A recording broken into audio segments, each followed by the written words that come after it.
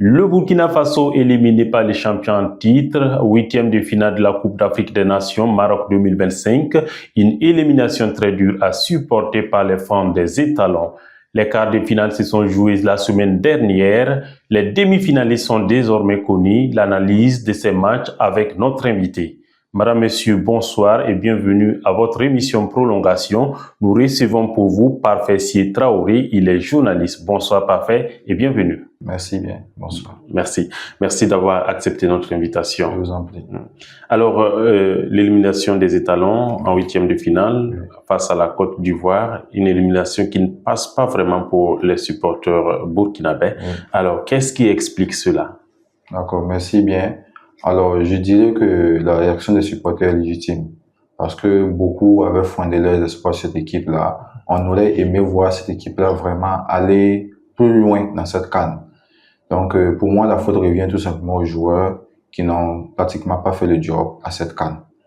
Est-ce que c'est forcément le joueur ou bien le staff technique qui a pu peut-être sa part de responsabilité? Oui, tout à fait. Il y a les joueurs, il y a le staff technique. Voilà, l'ensemble du groupe étalon vraiment a manqué au devoir, voilà, dans cette CAN-là. Donc, c'est un peu ça qui fait vraiment mal aux supporters. Voilà, les gens ont vraiment mis de l'énergie pour accompagner cette équipe. Les gens supportaient cette équipe à fond et au sortir de cette CAN, c'est la déception. Alors, nous allons suivre une réaction de quelques supporters avant de revenir. L'élimination du Burkina, très mal, ça me fait mal. C'est honteux, c'est grave, c'est grave. On ne peut même pas parler. 3-0, 3 buts. Je n'arrive même pas, je ne peux pas digérer ça même. Ça même, c'est un goût même qu'on ne peut pas expliquer. C'est un goût même qu'on ne peut pas expliquer. Je n'arrive même pas à digérer ça. Le soir de la défaite, bon, on est rentré comme ça, timide, face à des amis ivoiriens qui se moquaient de nous. Donc, c'était pas simple, c'était pas simple. Donc, quand on prend l'équipe de la Côte d'Ivoire, c'est vrai que c'est une belle équipe. Et le Burkina Faso, vraiment, on n'a pas vu l'équipe, le jeu de l'équipe du Burkina Faso sur le terrain. On n'a rien vu. On voyait que des pertes de balles qui n'étaient même pas explicables, si je peux le dire. Dans le match, on a vu que les étalons même n'ont pas donné. Ils n'ont pas donné, il n'y a pas l'envie.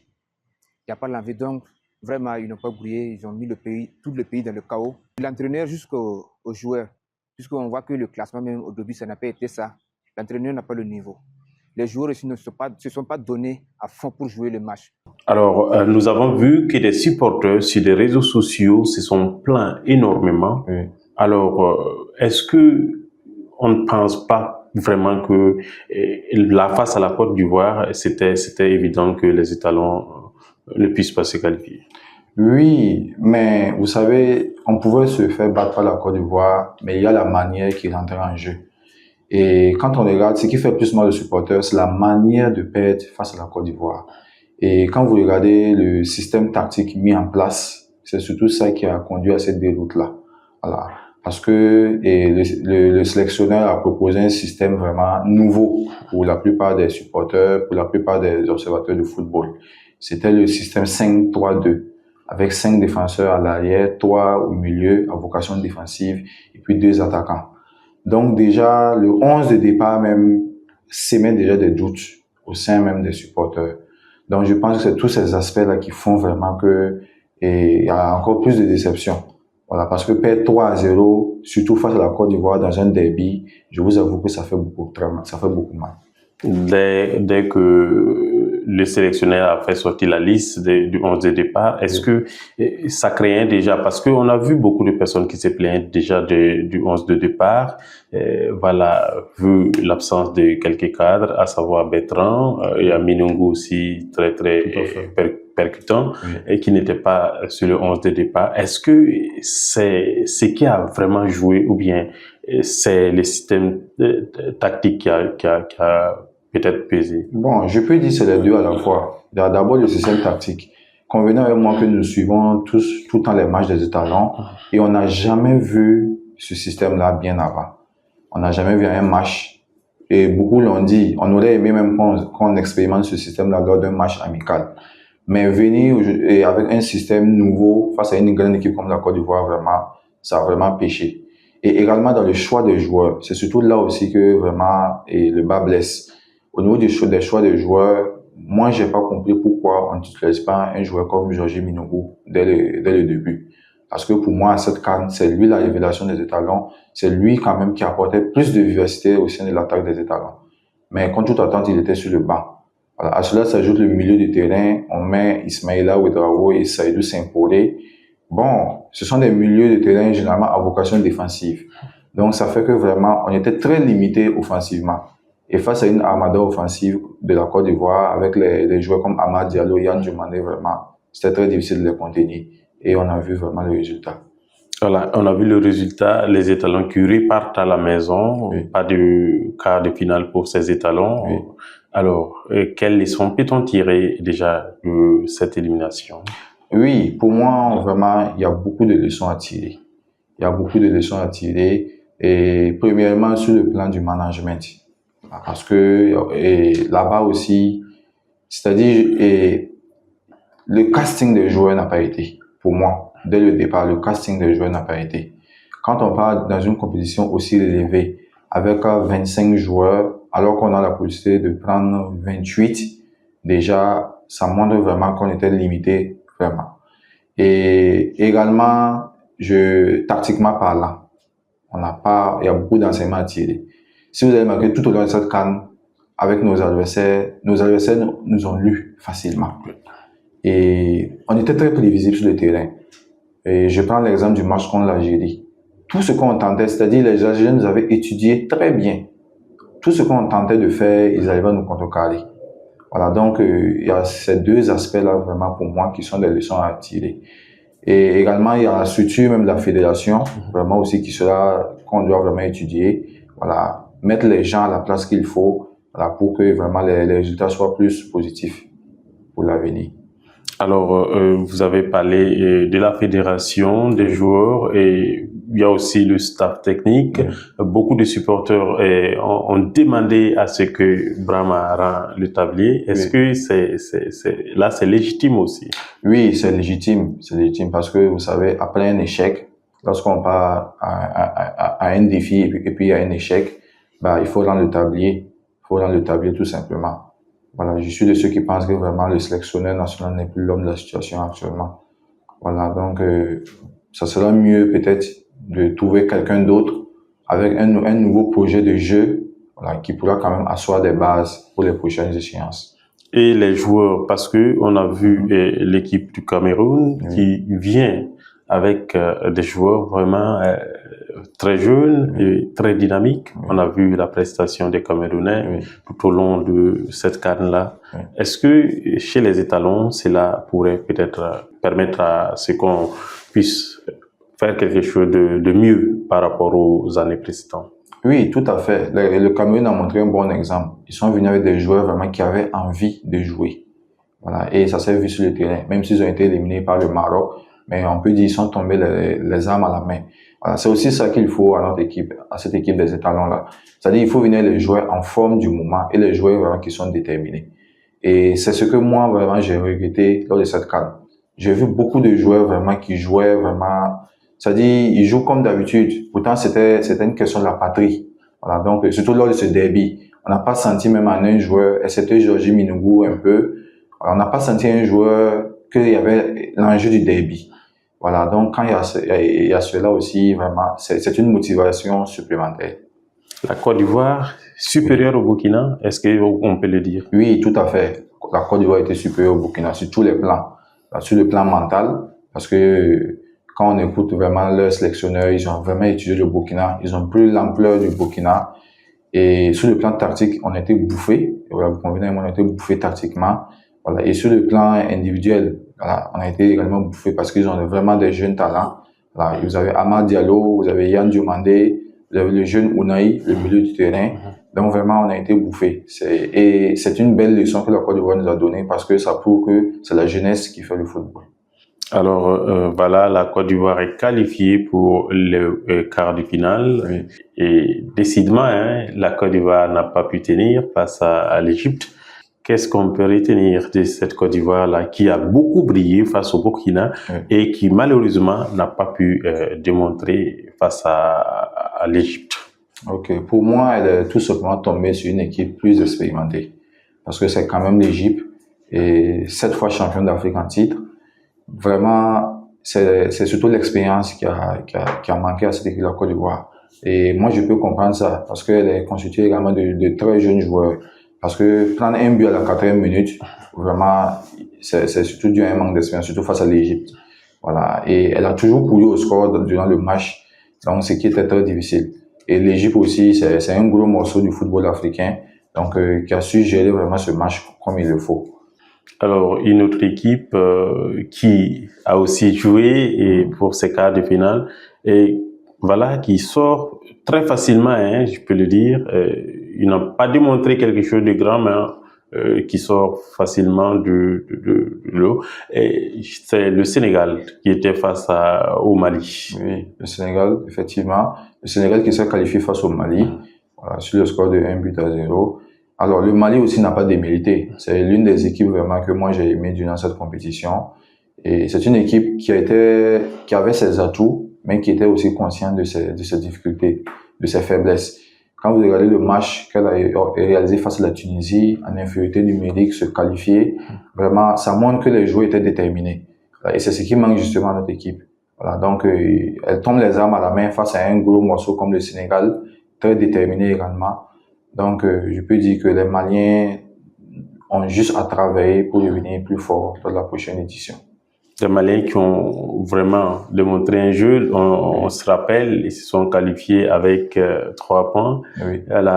Tout au long des phases du groupe, c'est les matchs nuls. Comment avez-vous trouvé le parcours de cette équipe-là lors de la Coupe d'Afrique des Nations Maroc 2025? Oui, c'est un parcours honorable pour moi. Parce que déjà, en match de poule, elle a réalisé 3 matchs nuls, je pense. Elle s'est qualifiée avec 3 points. Mais son match vraiment décisif, c'était le match face à la Tunisie, où après avoir encaissé un but en infériorité numérique, elle parvient à revenir au score et aller gagner le match en tir au but. Donc, pour moi, c'est ce que je viens de dire, c'est la détermination de cette équipe malienne.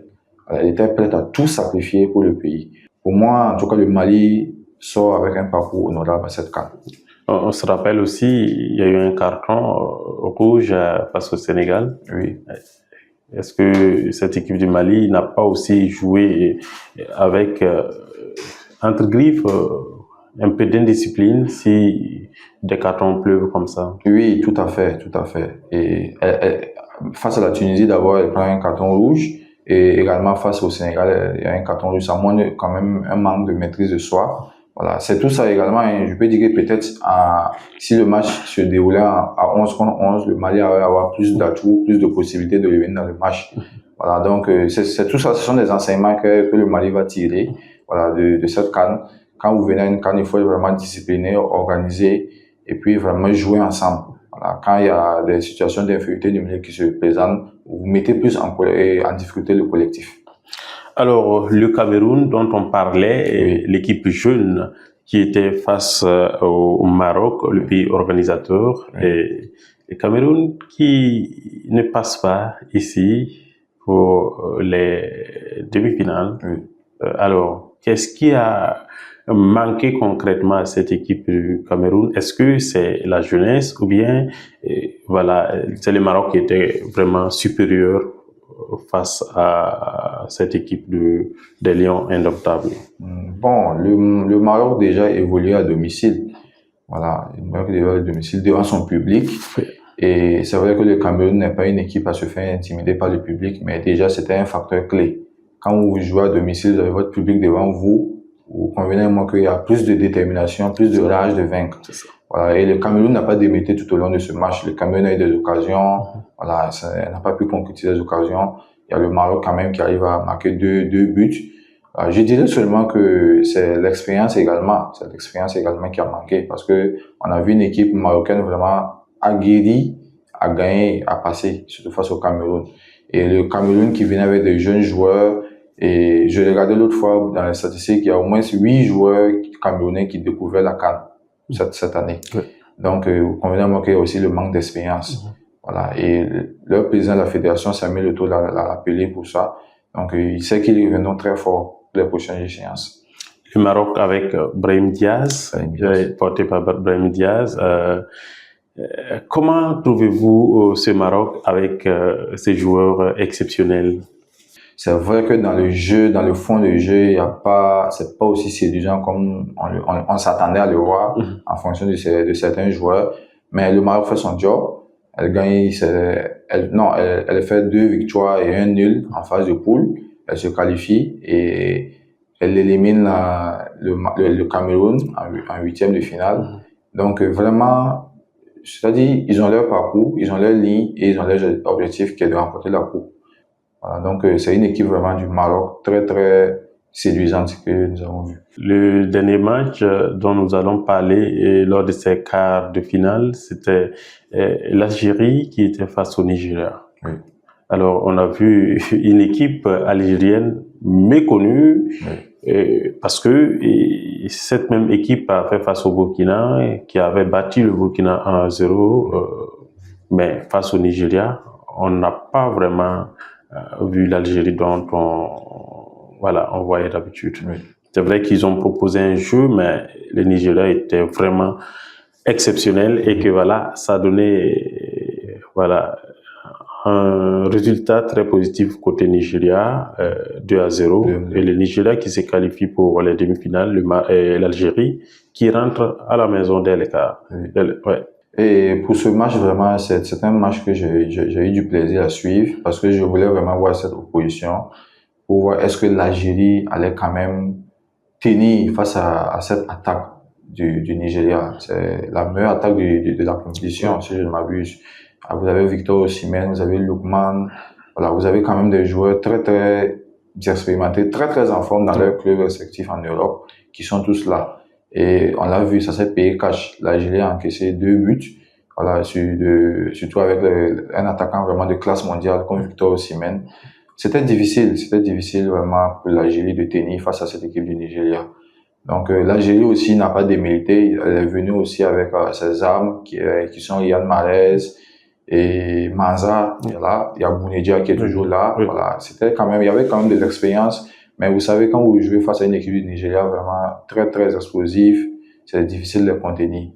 Donc pour moi, le Nigeria, quand même, c'est ce qui se fait de très bien dans cette compétition. C'est la meilleure attaque de cette compétition. À elle seule, vraiment, elle a marqué quand même ça vaut quand même les 10 buts à elle seule. Donc vraiment, c'est une équipe très redoutable offensivement. Quand on regarde la globalité de ces matchs des quarts de finale, quel commentaire pouvez-vous faire? Parce que on a vu des matchs vraiment palpitants. Oui. Alors, quel commentaire sur ces quarts de finale? La leçon que moi j'ai tirée de ces quarts de finale, c'est que vraiment, cette édition de la Coupe d'Afrique des Nations, toutes les grandes équipes sont au rendez-vous. Et quand vous regardez même dans les 8 qualifiés, il y a 5 qui iront au mondial.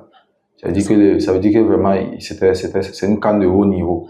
Alors, le second également, c'est un appel vraiment à ce que, de notre côté, on élève les niveaux. Okay. On élève les niveaux parce que quand vous regardez les grandes nations jouer, on est très loin de là. Donc, pour moi, il y a encore du boulot à faire ici, voilà, pour pouvoir quand même aller un jour titiller ces grandes nations de football. Alors, relever les niveaux, vous avez dit de relever les niveaux, en quoi faisant par exemple? Alors, c'est une très belle question. Pour moi, relever le niveau, il y a 2 aspects majeurs. Le premier aspect, c'est la jeunesse. Il faut faire confiance aux jeunes. Parce que le football, et cette CAN nous le demande à suffisance. Quand on prend la Côte d'Ivoire, c'est un mélange homogène de jeunes joueurs et de joueurs expérimentés. Là, vous avez Amad Diallo, vous avez Yann Diomandé, vous avez le jeune Oulaye au milieu, mélangé avec des caissiers, des Kosonou. C'est ça, et c'est comme ça que les jeunes avancent. Vous prenez le Nigeria également, il y a assez de jeunes joueurs. Vous prenez le Maroc, il y a des jeunes joueurs mélangés avec des expérimentés. Voilà, donc il faut faire confiance aux jeunes. On ne regarde pas son âge.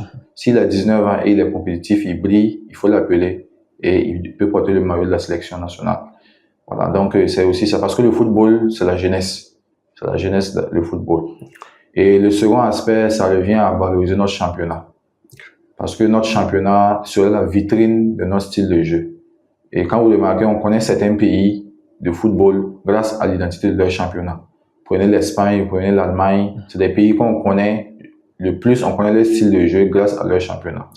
Donc, c'est le championnat national qui doit quand même nous donner notre ADN de jeu. Donc, si le championnat n'est pas valorisé vraiment, ça sera difficile. Ça sera difficile de compétir au haut niveau. Alors, nous allons parler des demi-finales qui doivent se jouer d'ici là. Les 4 équipes qualifiées sont le Maroc, le Nigeria, le Sénégal et l'Égypte. Alors, déjà, avec ces 4 équipes, comment voyez-vous déjà ces 4 équipes qualifiées? Comment trouvez-vous leur niveau? Alors, déjà, pour moi, c'est les 4 meilleures équipes du tournoi. Okay. C'est ce que je disais tantôt. Je pense que les favoris y sont. Et les 4 équipes vraiment qui ont mérité vraiment cette qualification, elles sont au rendez-vous. Voilà. Quand vous prenez le Maroc, elle est à domicile. C'est comme je l'ai dit, elle a un objectif, c'est de remporter la coupe. Vous prenez le Sénégal, qui est revenu après l'échec des 8e de finale lors de la CAN passée, qui est revenu avec un mélange de jeunes et d'expérimentés. Et vous prenez également l'Égypte, on la connaît tous. C'est une équipe très expérimentée également, qui connaît très bien la Coupe d'Afrique des Nations. Et vous prenez après... Il y a le Nigeria. Le Nigeria aussi, voilà, avec Victor Osimhen. Et pour ceux qui le savaient, le Nigeria vraiment a à cœur vraiment de remporter cette CAN pour quand même faire une revanche sur le mondial qu'elle va rater tout à l'heure, dans quelques instants. Donc, pour moi, c'est vraiment 4 équipes du top niveau qui sont là. Et les demi-finales vraiment vont être très palpitantes. Alors, Maroc, Nigeria. Alors, déjà, comment trouvez-vous l'affiche Maroc-Nigeria? C'est une affiche très alléchante, je dirais. Et c'est ce que je disais tantôt, j'attends vraiment de voir le Maroc face à un calibre comme le Nigeria. Est-ce qu'elle pourra vraiment contenir cette puissance offensive du Nigeria? Et du côté du Nigeria également, c'est la même chose. Est-ce que face à un pays organisateur en demi-finale, est-ce qu'elle pourra vraiment se faire respecter? Et on le sait tous, hein. Et lors de la CAN passée, elle a joué la finale contre le pays organisateur, elle a perdu. Donc, ça sera vraiment une affiche vraiment à suivre de près parce que de là, c'est difficile de faire un pronostic, hein. Voilà, c'est difficile de faire un pronostic sur ce match-là parce que ça sera un match vraiment très ouvert pour les 2 équipes. Alors, quelle équipe peut être favori dans cette confrontation-là? Bon, naturellement, on va dire le Maroc, parce qu'elle est à domicile, elle joue devant son public. Voilà, tous les Marocains seront à fond derrière cette équipe. Mais quand même, attention au Nigeria aussi. Attention au Nigeria qui peut vraiment créer la surprise dans ce match. Voilà. Alors, l'autre confrontation, c'est le Sénégal qui fera face à l'Égypte. À l'Égypte. Ouais. Effectivement, 2 équipes qui se connaissent très bien. Voilà. Et là aussi, vraiment, il y aura un beau duel à suivre entre Sadio Mané, entre 2 anciens coéquipiers, Sadio Mané et Mohamed Salah. Pour moi, le Sénégal, quand même, devrait passer. Alors, le Sénégal devrait passer parce que le Sénégal, c'est plus expérimenté, ça joue bien au football, ça attaque directement. Donc, ça sera difficile pour l'Égypte, qui a souffert également face à la Côte d'Ivoire, il faut le rappeler, pour se qualifier. Ça sera difficile pour l'Égypte vraiment de contenir cette équipe sénégalaise. Parce que la force de cette équipe sénégalaise réside aussi avec les joueurs qui sont sur le banc, la profondeur de banc. Là, pour moi, le Sénégal est l'une des équipes vraiment très très riches avec un banc de touche bien fourni. Quand vous prenez des jeunes comme Bailly qui rentre, il a à peine 17 ans, qui rentre, qui peut débloquer un match. Vous prenez des jeunes comme Pape Gueye, Lamine Camara. Donc, il y a assez de joueurs quand même sur le banc de touche qui peuvent rentrer également faire la différence. Et pour un match aussi décisif comme face à l'Égypte, ça sera vraiment un atout que le sélectionneur du Sénégal va exploiter. Alors, donc déjà, pour vous, quelle peut être l'affiche de la finale? Alors moi, je vois un Maroc-Sénégal, cette finale. Je vois un Maroc-Sénégal. Maroc-Sénégal, Oui. selon vous? Oui. D'accord. Alors, nous sommes déjà presque en fin d'émission. Quel message avez-vous pour ce public sportif-là qui vous suit à présent? Alors, c'est de demander au public sportif de toujours rester passionné du sport et de soutenir les équipes quand vraiment il y a le besoin et de rester unis surtout derrière l'équipe nationale parce que les échéances à venir sont vraiment très très décisives. Et je regardais hier, il y a les éliminatoires de la CAN 2027 qui vont débuter en mars. Donc, il va falloir se mobiliser derrière cette équipe des Étalons pour les soutenir, déjà pour aller à la CAN. Parce que vous convenez moi que si on n'y est pas à la CAN 2027, ça sera vraiment un cataclysme. Oui. Voilà, donc il faut déjà se mobiliser, se le mettre en cause et reconstruire tout et déjà se lancer pour les phases des éliminatoires à la CAN. Alors, merci beaucoup d'être passé. C'est parfait, Traoré. Merci d'avoir honoré notre invitation. Je vous en prie, merci bien. Madame, Messieurs, c'est la fin de ce nouveau numéro de votre émission Prolongation. Merci de nous avoir suivis. Très bonne suite de programme. À très bientôt.